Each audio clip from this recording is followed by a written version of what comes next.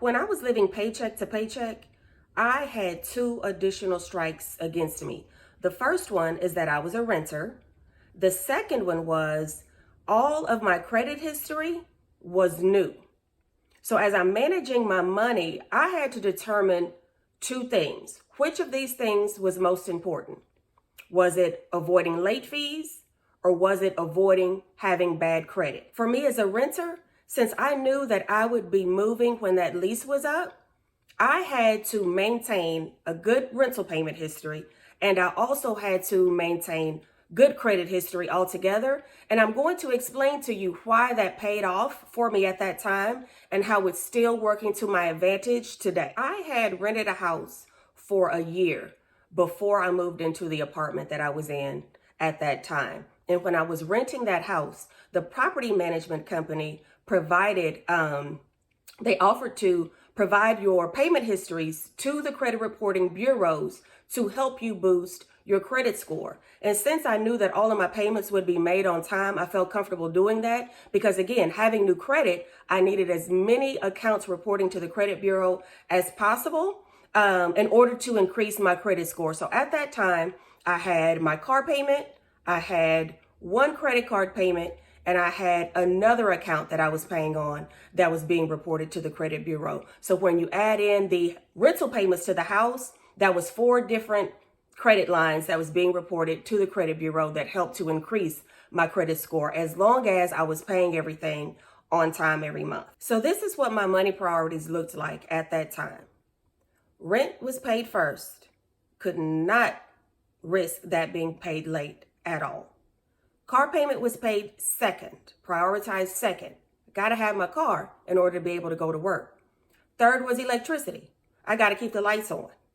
Anything after that, it was juggled based on the impact that it would have on my credit score. So for example, with my car insurance, I had a grace period, and if I paid a few days late, I wouldn't have any late fees. So depending on how my paydays lined up, if my credit card payment and my car insurance payment, for example, were close together, I was going to prioritize that credit card payment to keep on-time payment histories and then pay the car insurance after that. So let me tell you how this payment strategy worked to my advantage and how it's still working for me today.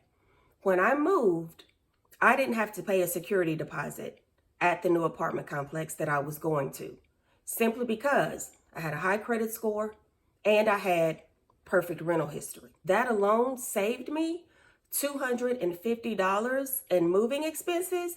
And if you have ever had to move, you know how those costs add up, and anything that you can save can help. As I was editing, I realized that I forgot to touch on a few points that could probably add a little bit more context. So I'm going to give you those 3 things right now. I have them written out here to make sure that I stay on track. So the first thing is I called to have some of my payment due dates changed for some of my bills. And the bills specifically were my cell phone, my car insurance, and my car payment. Because what I didn't want to happen is that all of my bills are due at the same time. I'm only having like this one paycheck coming in, because that was certain to make it, put me in a situation to where there was not going to be enough money to cover everything that needed to be paid. I want to give you another example of me juggling something that needed to be paid that was going to be reported on my credit report, and a bill that needed to be paid where I would be charged a late fee. So my electricity bill,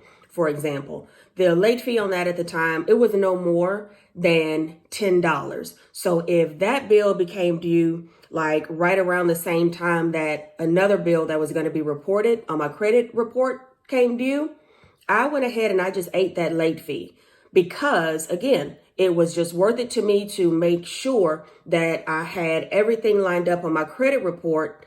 And I also made sure that the electricity bill was paid before the disconnection date. And to tie this all in, I'm going to tell you how this has continued to work to my advantage. So at the apartment complex where I didn't have to pay the security deposit because of my good credit, I lived there for 4 years and 8 months. I moved to the place that I'm at now in 2022. And here in Austin, Texas, at that time, The rental market had cooled down just a little bit to where you had a little bit more inventory, but you still had sometimes multiple applications on one property. So that happened in the instance of where I am now. It was me and then a dual income family that had applied for this same property. And the owners ended up renting to me simply because I had a high credit score and excellent 100% on-time payment history. The dual income family that applied was a high earning 6-figure household, but the owners did not rent to them because they had late payments and I done sat up here and belched. Because they had late payments and a whole lot of debt. So I just wanted to add these couple of things in for you. And now let's go back over to the original content. To all of the people who were down in the comments in my previous video, completely losing your mind because I said that sometimes I ate at Popeyes on Tuesday nights back then, 2 pieces of chicken for $1.19. As you can see, that purchase, whenever I made it, it did not compromise my long-term financial or credit goals. Being able to maintain my credit, for me, it gave me a sense of accomplishment. It made me feel as if, although some aspects of my financial life was in shambles at that time, I still had a grasp on something and I was making progress that I could actually track and see, and then also be rewarded for that progress. And all of these videos that I'm making, talking about my experiences, living paycheck to paycheck, I am talking about just that.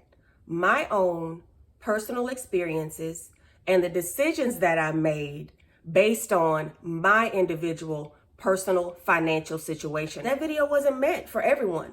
That video was intended for the people who went down in the comments and told me they could relate, who told me they felt seen, who told me that they were happy that they came across honest, real life information that mirrors what it's like for them on a day-to-day basis. That's the people that that video and all of these videos are intended for. It helped to find people who needed to hear that particular story so that it could give them hope based on where they are right now. If I happen to say something that you feel like you can implement and execute, that's great. But here's the thing that I want you to know. When I'm making these videos, I'm not making them from the standpoint of a how-to. I'm sharing my experiences from the perspective of how I. Thank you for all of the kind words. Thank you for the encouragement.